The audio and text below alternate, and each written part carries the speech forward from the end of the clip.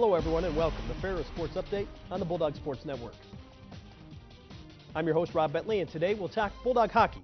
And with us today, head coach Bob Daniels. Coach, thanks again for being with us today. You headed to Ohio State this past weekend in need of some points in terms of securing your playoff spot. We're able to get 5 out of 6 points against the Buckeyes. Talk about the performance this past weekend. Yeah, it was really impressive in terms of, I was very proud of our players. We came off 2 weeks ago with 2 tough losses to Notre Dame, and we were without our captain, Zach Redmond. So, going to Notre Dame, knowing that we could finish, or going to Ohio State, I'm sorry, knowing we could finish as high as 4th in the league, but as low as 8th, and with a lot riding on it in terms of playoff implications. And the Friday night game ended in a 2-2 tie. We won that game in a shootout. That clinched us no worse, I believe, than 6th place after that game.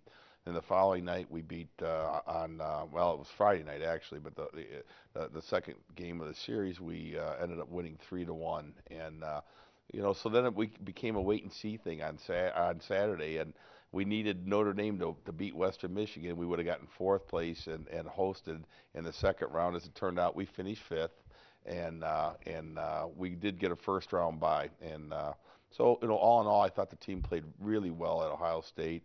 Tough place to play, beautiful ice arena, and just really proud of the way the guys bounced back from the weekend before. Talk about the shootout win that you guys had and the success you guys have had in some of those shootouts over the last couple of years. Well, it's kind of a two-pronged thing. One, certainly we have some players that are really good in terms of scoring goals. Chad Billon seems to score every time on the shootout. Derek Graham does well. Again, there's a place where Zach Redmond normally would have been one of our shooters, and obviously he couldn't do it. But the other part of our success with that goes to our goaltenders. Pat Nagel really seems to thrive in the shootouts. Taylor Nelson a year ago, when he was playing, did very well in the shootouts. So, we feel, you've got to have it at both ends of the rink. You've got to have a goaltender that's stopping the opposition, and for the goalies when they're facing the other team, that's their best scorers, that's their best shooters. And Ohio State, Pat Nagel held them 0 for 3. So, it's funny, standing on the bench. It's one of the few times there's very little coaching that can happen.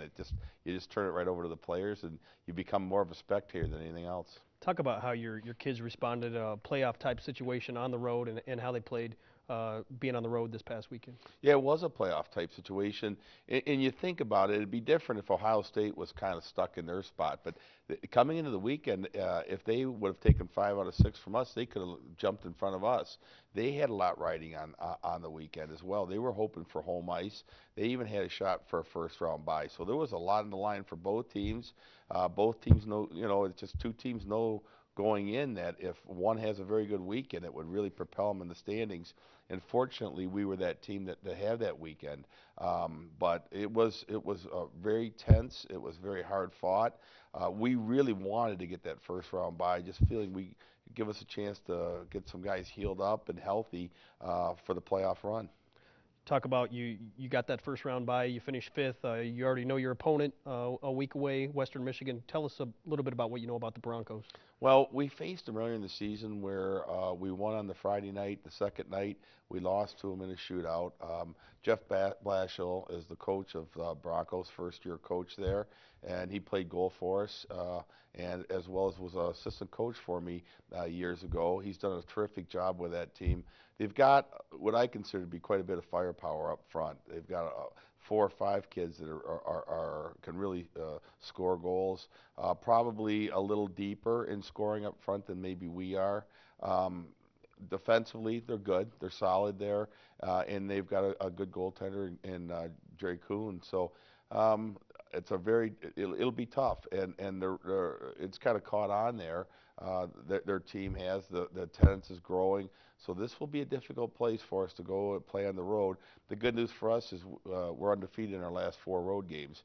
And the first half of the year, I thought we struggled on the road. The second half, we're playing more comfortably in road games. So, all in all, we'd rather be at home. We have never lost a home playoff game, and in the history of Bulldog hockey, we've never lost a home playoff game. So we really wanted to be at home, but we feel comfortable enough going on the road too. I know you, as you mentioned, you have a close connection with Jeff Blashill, being the former Ferris State player and assistant coach. Talk about the success he's had there in his first year, and how close you guys know each other in terms of the matchup. Yeah, I mean, very familiar with Jeff, and I think a lot of the concepts he's brought to Western Michigan were concepts that he learned both here at Ferris State, as well as he worked for 4 years for Rico Blasi at Miami of Ohio. And you know what he's brought to that team is a shot of energy and enthusiasm. He does an excellent job at coaching the defensive end of things. And you can see by the way the players play for him that they play extremely hard. So they're buying into you know the style of play he's trying to bring to bear for Western Michigan. And it's not surprising to me that he's done very well there. You mentioned the week layoff, and it'll give you a chance to heal up some guys. Talk about that week layoff and how that's going to impact the series. Well, it's interesting. We had last year too when we finished third and we had a first round bye, and of course we played at home. It's a challenging week this week because the games are so far away. It's hard to stay focused in practice. So we'll practice Monday, Tuesday of this week. We'll take Wednesday off. We'll be on the ice Thursday, just weight room Friday, on the ice again Saturday. We'll probably pick a different component of our game each week or each day this week to zero in on. One day maybe we'll just really work on forecheck. Another day maybe work on defensive zone. But maybe spend a great deal of time on one particular aspect of the game that we want to work on. It's kind of nice because last year when we hosted, well, we ended up playing in the second round against a team that played the week before, and they had playoff momentum coming in because they had won their first round. This time, both Western and us will be sitting out the first round, so I don't see an advantage to either team. It's just a matter, really, of just trying to stay on the ice, try to stay sharp this week, and then come Monday of next week, the playoff prep week, now we'll be more focused, and as the week goes on, we'll build, hopefully, to a crescendo, if you will, and be ready to go come Friday night in Kalamazoo. Obviously, the goal is to win the series against Western Michigan and be able to get back to Joe Louis Arena for the second year in a row. What does it need to take on your part for that to happen? Well, you know, they always say in playoff hockey, goaltending is critical in special teams, and I don't see why this would be any different. I would say goaltending is going to be monumental for both teams. In regards to special teams, we're the #1 penalty kill team in the country. We were last year too, so that usually bodes well. Our power play has been sluggish most of the year, but I think we've gotten power play goals in each of our last 4 games. So all of a sudden, it looks like our power play is starting to come on at the right time.